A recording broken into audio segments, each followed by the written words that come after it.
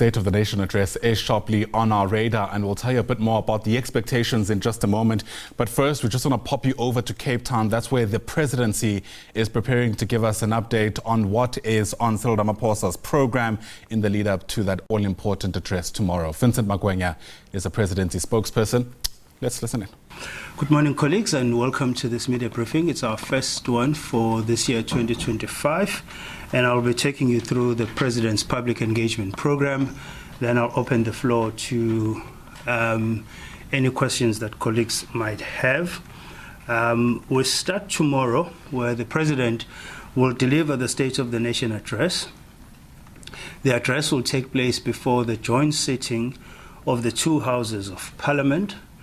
The 2025 State of the Nation address is the first of the 7th administration and will be held under the theme, A Nation That Works for All.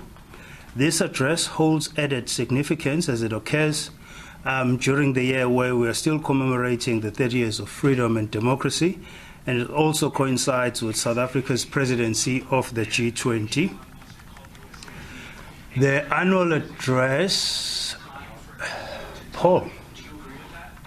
The annual address gives us an opportunity to reflect on how far we've come as a nation and recommits us to working together to build the country that we have envisioned at the start of our democracy. In the address, the President will outline the task of the Government of National Unity in implementing the 3 strategic priorities of the Medium-Term Development Plan, namely driving inclusive growth and job creation, reducing poverty and tackling high cost of living, and building a capable, ethical, and developmental state.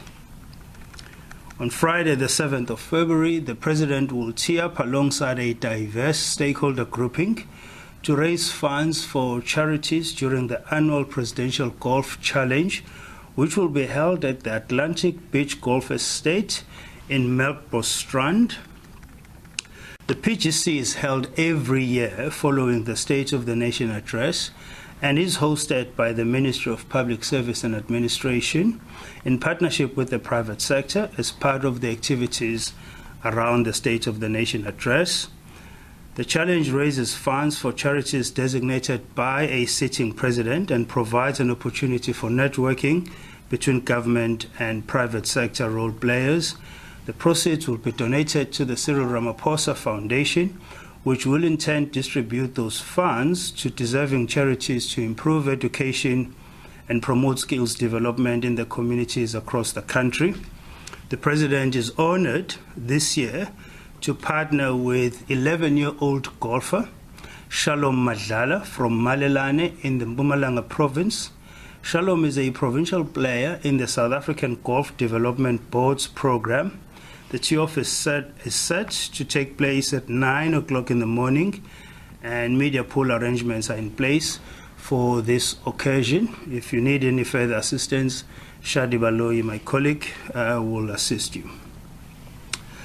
On Saturday, the 8th of February, the President will embark on a working visit to Dar es Salaam in the United Republic of Tanzania to participate at the Joint Southern African Development Community East African Community Heads of State and Government Summit on the security situation in the Eastern Democratic Republic of Congo.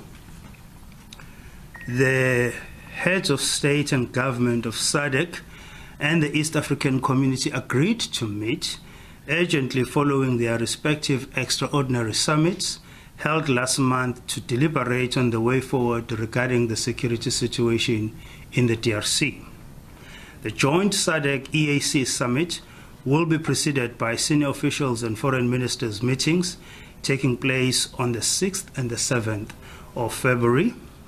The extraordinary SADC summit last month, or rather that was held last month, mandated the Southern Organ Troika on politics, defense, and security cooperation to engage all state and non-state parties to the conflict on a ceasefire process to protect lives and facilitate smooth flow of humanitarian support to people and communities affected by the armed conflict. The summit also urged political and diplomatic leaders who are parties to the conflict to engage in coordinated efforts of dialogue, including supporting the Luanda process, MONUSCO, and others to restore peace and security in the Eastern DRC. On the 13th of February, the President will deliver his reply to the State of the Nation debate. The President looks forward to a very constructive, substantively enriching debate that will follow his SONA address. Between the 15th and the 16th of February, the President will lead the South African delegation to the 38th Ordinary Session of the Assembly of the Heads of State and Government of the African Union, which is taking place in Addis Ababa, Ethiopia. He will be accompanied by several ministers and senior officials. The Assembly of Heads of State and Government of the AU will be held under the theme Justice for Africans and People of African Descent through Reparations. It will review and assess what has been achieved in Africa's efforts towards the attainment of long overdue justice and reparations after decades of colonialism and apartheid. The assembly is taking place 2 months after South Africa assumed its presidency of the G20 this year. The summit will be a unique opportunity for President Ramaphosa to brief his counterparts on the key priorities of South Africa's G20 presidency and their alignment to Africa's Agenda 2063. The high-level meeting on the G20 will take place on the 15th of February on the margins of the summit. Importantly, the summit is also expected to discuss the status of peace and security on the continent, and this discussion on peace and security in Africa will take place against the backdrop of great concerns regarding the state of peace and security, including the ongoing conflict in the Eastern DRC. The discussions will also cover the peace and security situation in Sudan and South Sudan, and those two countries will feature prominently during the summit. The President, as you all know, in his capacity as the chairperson of the Ad Hoc Committee on South Sudan, also known as the C5, will convene an extended meeting on South Sudan specifically to include key countries in the eastern region such as Kenya, Ethiopia, and Uganda. The current president of South Sudan, His Excellency President Salva Kiir, will also be in attendance. In line with the G20 theme, on the 28th of February, President Ramaphosa will address, or rather host, the G20 Foreign Ministers meeting at the Nasrec Expo Center in Gauteng. Among other issues for discussion will be the current geopolitical dynamics, as well as the President's reflection on South Africa's G20 presidency, high-level deliverables, and the review of the G20 at 20, which is a review of the G20 after 20 years since its inception. South Africa's G20 presidency commenced on the 1st of December 2024 under the theme of solidarity, equality, and sustainability. And lastly, on the program, and this is on the 27th of February now, the President will deliver a keynote address at the Basic Education Lekgotla. The Department of Basic Education will host the Basic Education Sector Lekgotla at the Birchwood Hotel and OR Tambo Conference Center in Johannesburg. The theme of the 2025 Lekgotla is Strengthening Foundations for Learning for a Resilient Future Fit Education System. So that is a quick run-through of the program. We will send it out so as you have it on record and to also assist your planning. Should there be any other changes to the President's public engagement program, we will advise, as we often do, through advisories. I'm now happy to take any questions that you might have. How are you, Paul? Good, thanks. You are? My apologies about this. I've got a new app from Bloomberg. That's okay. How are you, John? Good, good. Paul, you want to kick off? Yes. Sure. Vincent, Paul from Bloomberg. The President involved policy discussions coming up about the situation in the DRC. Allegations being made that the reason why South African troops are there are to protect mining interests, vested mining interests. It was questions that came up yesterday during the Defence Committee hearing. Can the Presidency either confirm or deny whether this is the case with the troops there? Please, thank you. Okay, we'll take another question. Yes, please. Hi, good morning. Yeah, I can hear you. Oh, good morning, Vincent. Magwenya here from PW. Just to check again, will there be any further engagements between the President as well as Elon Musk or the Trump administration after these recent developments? Will they be engaging further, perhaps in this direct program that you just presented? Okay, we'll take the last one. Spamandla. From EMCA, when are the bodies of the South African soldiers who died in the Eastern DRC arriving in South Africa? We heard yesterday that it was meant to happen today. I know that question should be directed to the Department of Defense. I'm glad you do. But surely you would know because you work with the Commander-in-Chief, so you would be privy to that information. Number two, when is the President? It's a follow-up question from my colleague. When is the President speaking to President Donald Trump? Okay. Commander, let me start with the first one. I think just purely out of respect of... Oh, sorry. Oh. Just to follow up on the Trump. Okay, sure. William Abaja, SABC. It's a follow up on the Trump one, but mine is like, is there any possibility of the President traveling to US this year on his agenda? Is there anything like that? Thanks. Okay. Commander, can I start with you? Just purely out of respect for my colleagues at the Department of Defense, I'll rather let them lead on this one. They are more intimate with the details. So I'll refer you to them. Yeah? I've been trying to call them since the morning. They are unavailable. I'm sure Spiwo is either watching or will be in touch with you. He's a very reliable communicator. I called him. Yeah. I'll follow up for you and I'll assist you, as well as other colleagues in getting that response. Okay. Okay. Let me go back to Paul. Paul, when was the first time South Africa had presence of troops in the DRC? If my counting is correct, it's been 20 years now. It began through our contribution to the UN peacekeeping force in the DRC, and that was during the later years of the Mandela administration, if you'll recall. That's how far back? 23 years, correct. And so to reduce such a long commitment to the attainment of peace in the DRC, in our continent, to the protection of mining interest is completely devoid of any truth, and it lacks the knowledge and the appreciation of South Africa's role in ensuring peacekeeping or ensuring the stability of our continent.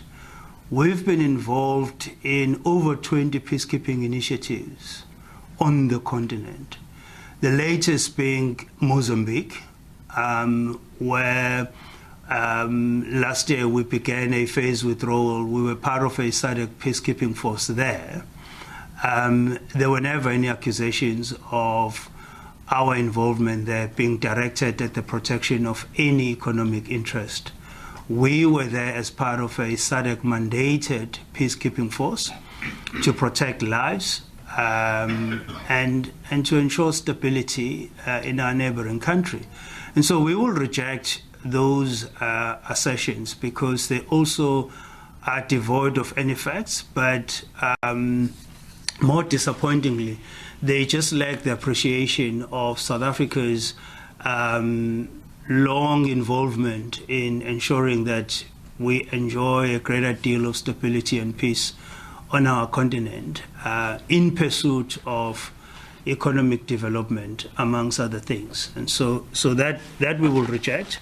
And anybody who says otherwise will then have to present proof thereof. On the issue of engagements between, this is Babalo, between Elon and the president as well as President Trump. Look, Babalo, the US is our second largest trading partner. We have a long-standing strategic, political, trade, as well as cultural relationship. And it's a relationship that we respect. It's a relationship that has always been mutually beneficial, and it will continue being mutually beneficial. Therefore, where there are bumps, as we have recently experienced, it will always be in our interest to engage with various role players within the leadership of the country, but also broadly in society in the US.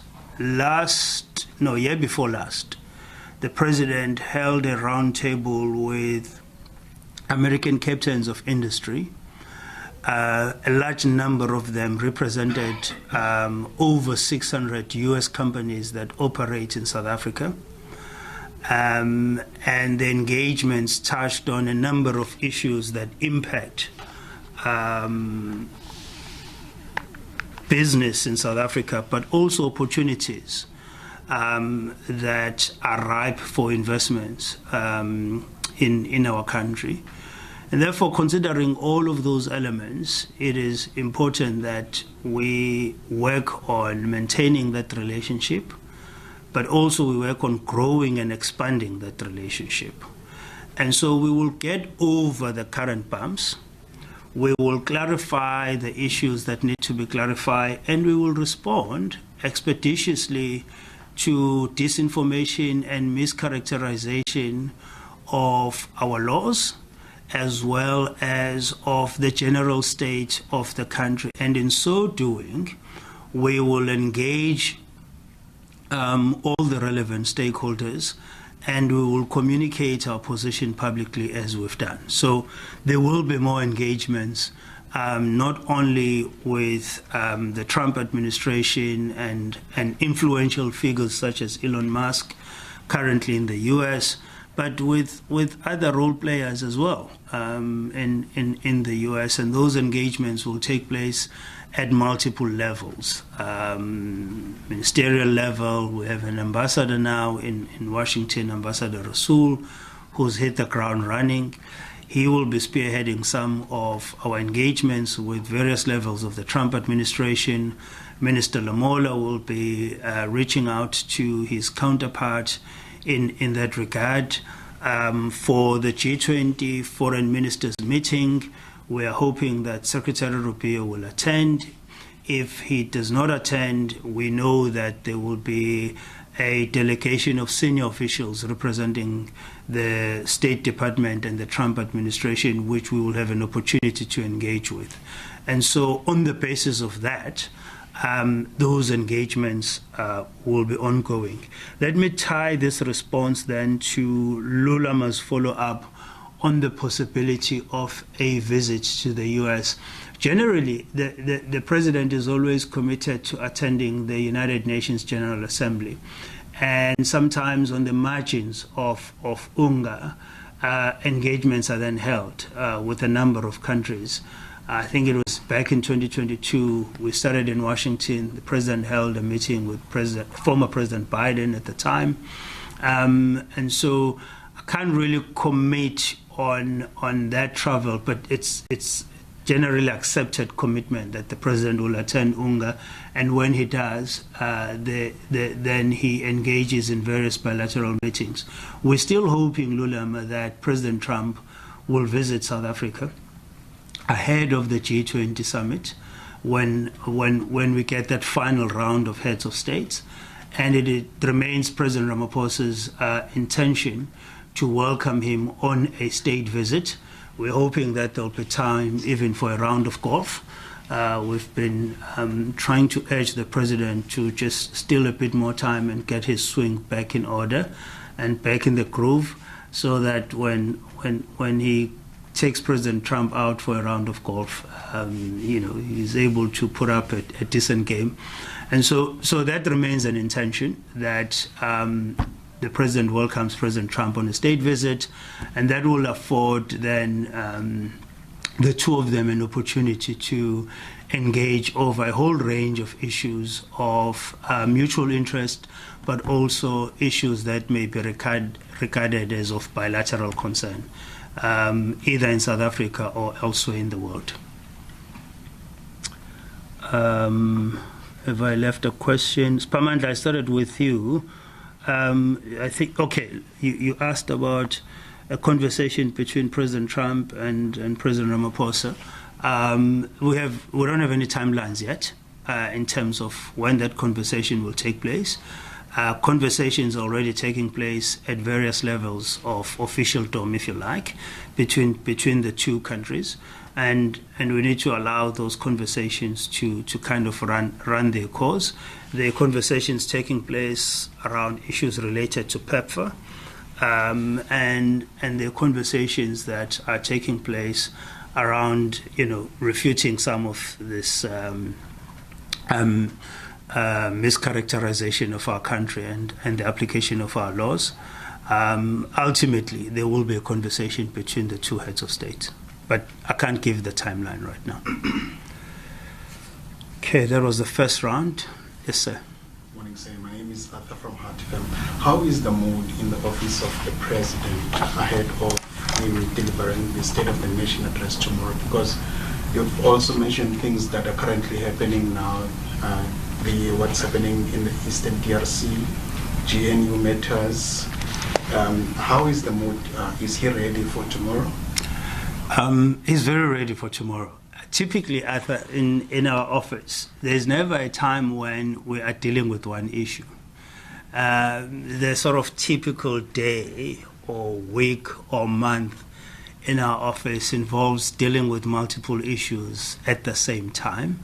As we speak, I'm supposed to be huddling with the team that's working through tomorrow's address. And drafts are bouncing back and forth between ourselves and the president, and feedback is being solicited amongst ourselves and other colleagues. And so we're excited. We are not in any way distracted by all these other issues. We accept these issues to be par for course in the nature of the president's work, also in the nature of the issues that we have to deal with and resolve. We are not in crisis mode. We are dealing with these issues as we have to. And there's a great deal of excitement over tomorrow's address, being the first one under the 7th administration, under the auspices of the Government of National Unity. Tomorrow's address will have received inputs from ministers that come from other parties who are responsible for their respective portfolios. And so tomorrow's address will be very much reflective of the Government of National Unity, and that we're finding a great deal of excitement out of. So the mood is positive. And we're looking forward to tomorrow. These other issues, we're dealing with them as we have to deal with them. But we're not in crisis mode. We don't feel like we have a massive crisis on our hands. But it's issues that we have to manage and issues that we have to have some control over as we progress. John? Vincent, John Elligon with the New York Times. Two more questions following up on the U.S. Issue. One, why did after Trump made his comments, why did President Ramaphosa speak to Elon Musk? And then second, what has the president's discussions been with his GNU partners, particularly the DA, regarding messaging around the expropriation bill, given that they hold a very different stance on that? And does the president see the DA being able to play a role in sort of these talks with the U.S., given that they may have that U.S. leaders may have a different view of the DA, they may have different relationships than the ANC in the U.S. Right. John, there's a partnership that constitutes the government of national unity. In that partnership, the DA is part of that partnership. The DA is represented at ministerial level in various very key and critical portfolios, chief amongst them being the Department of Agriculture or the Agriculture portfolio, which is led by Minister Steenhuisen, who is also the leader of the DA. Minister Steenhuisen has done a few sort of international visits interacting with his counterparts in the interest of South Africa and in the interest of advancing our trade agenda, particularly in the agricultural sector, where we can increase our exports to various countries. In that regard, Minister Steenhuisen, along his other colleagues, will play a critical role in engaging not only the US but our other key trade partners. Minister Magwenya has already secured funding arrangements for some of our infrastructure development ambitions. One of them out of China, and so he will continue in that regard, engaging countries such as the US as well as other key trading partners. The Expropriation Act, for example, that you will say is in dispute with the US purely out of their own misreading and misunderstanding of the act and its intention, will have its regulations formulated under the leadership of Minister Magwenya. In that way, Minister Magwenya will play a key role in not only leading that process, but communicating the manner in which that process will be conducted. As you know, statutorily, there's an element of public participation in the formulation of those regulations, which is another thing that we have to explain to our US counterparts, that in our legal framework, we do not have any provisions that allow government to act arbitrarily. We don't even have executive orders. The president can't issue executive orders. What the president can and cannot do is clearly laid out in the Constitution, and where it's not, that is expressed quite clearly in relevant legislation. And so, yes, to the extent that you have ministers from the DA as a partner to the government of national unity, of course, they are expected to engage with external role players in the interest of the country, and they will do so.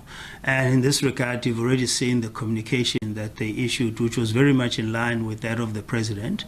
It was the same line of march in responding to the disinformation coming out of the US, but also in presenting the more appropriate sort of position and of that act. We've not been shy, and no one is shy about the fact that even within the GNU, there are issues to be clarified about the act. You could say there have been disagreements. We've not found those disagreements being unhealthy. We've found those disagreements being robust in the typical nature in which as South Africans we engage.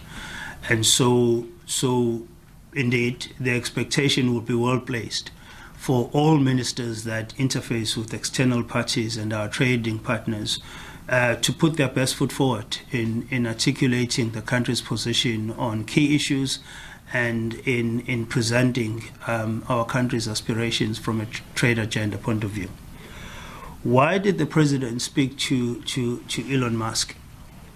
Following President Trump's announcement, we issued a statement which was posted on X out of the president's handle as well as the presidency handle. There was a response to that statement by Elon, and generally we were obviously perturbed by the substance of the announcement, because there were clearly inaccuracies with respect to the reflection of the country and what was happening in the country. The X platform is a hugely influential platform. It's owned by Elon Musk. The president has held engagements prior to this announcement with Elon Musk, with the intention to see him invest more in South Africa. His particular interest was around Starlink, as well as the sort of regulatory environment that regulates that sector. So we've had open engagements with Elon Musk. So in light of this recent development, it was sensible and logical and quite important that the president engages with him so that we reinforce his own understanding of what is happening in South Africa, and we flag our concern with respect to the disinformation that we saw in the announcement by President Trump, but also in his own response to our statement. The president was quite emphatic in saying South Africa does not have racist ownership laws. All our laws take their cue from our constitution. And where they do not meet constitutional muster, we have an independent judiciary that deals with those issues without any political interference whatsoever. And these are South Africa's strengths that we're going to be repeating over and over and over again, not only to the Trump administration, but to others who may begin to have some form of doubt about the state of this country, that we have a highly regarded, highly respected independent judiciary, that we have a highly sophisticated legal framework which is based on a well-respected constitution around the world. And so we are a country that respects the rule of law, and there's just certain things that we don't do, and there are things that will never happen in South Africa because of being a country that is guided by a constitution. And so it was important that they have that conversation and that that understanding is emphasized, at least to benefit Elon, but also considering his influence within the Trump circle, for the president to deliver that message. Okay, let me start with Paul. Okay, let me give the gentleman a chance because he hasn't asked a question. Then I'll come to Paul. Then I'll make my way back. Dawood Ali, Al Arabi TV. This is not the first time that Mr. Trump condemned South Africa about its foreign policy, especially in its stance literally in the Ukrainian-Russian war, in Palestine, in BRICS. Did you see that the aggressive reaction about the law from Trump there is a next steps against South Africa? Especially there is some speech about the Aqua Treaty. They can stop it or something. Mr. Dali, is that correct? Dawood. Yeah. I haven't heard President Trump saying anything specific to South Africa relating to Ukraine and Russia, or the Palestinian conflict for that matter. We've had a number of people within the American leadership establishment voicing their opinions around South Africa's foreign policy positions, particularly with those two issues. What we did before and what the president sought to do was to send a high-level team of ministers to Washington. This was during the later years of the Biden administration, to engage with their American counterparts and clarify South Africa's position. I think by now it's a well-known position. It may not have, or it may not enjoy universal agreement in the United States or elsewhere, but it's a well-known position, and it's one that will always continue to clarify and communicate. So we can't speculate around the reasons that led to the recent announcement by President Trump. All we know is that announcement is informed by things that are not true about our country, by things that are not true about the manner in which we apply legislation. That's what we know. As to what informed that announcement, we know of fringe right-wing groups in South Africa that have been campaigning against our country, that have misrepresenting the country, that we know of.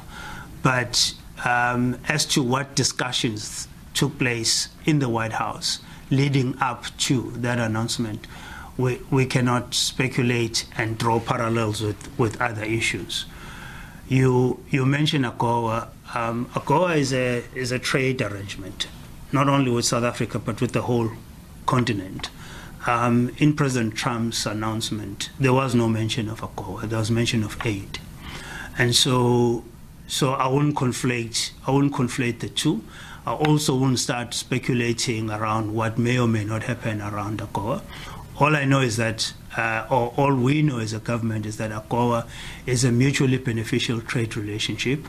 It's not a one-way trade relationship. It's a two-way trade relationship. It benefits the African continent just as much as it benefits the United States. And so AGOA matters are very separate from this issue, and we will deal with them when it's time to engage over them. Paul? Thank you, Vincent. The Minister of Monitoring and Planning in the Presidency has been quoted as saying the impasse on the National Health Insurance Act between the DA and the ANC and government has been informally agreed to. So they've come to some, especially on the part about medical aids and multi-destruction. Can you confirm this? If so, do you know any details about this? Paul, I saw that report this morning. I'm yet to have an opportunity to catch up with the minister. All I can say, you'll recall that there was a commitment from the president to consult a number of stakeholders over their concerns with respect to certain elements of the NHI Act.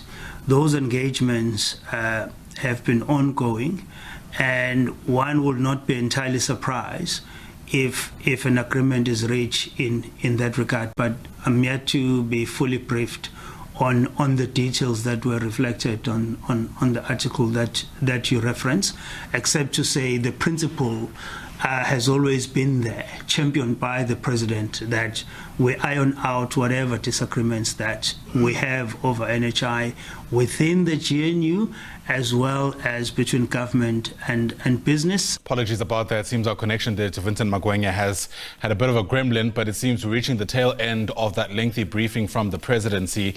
The idea was really to give us a sense of some of Cyril Ramaphosa's main engagements over the next couple of weeks.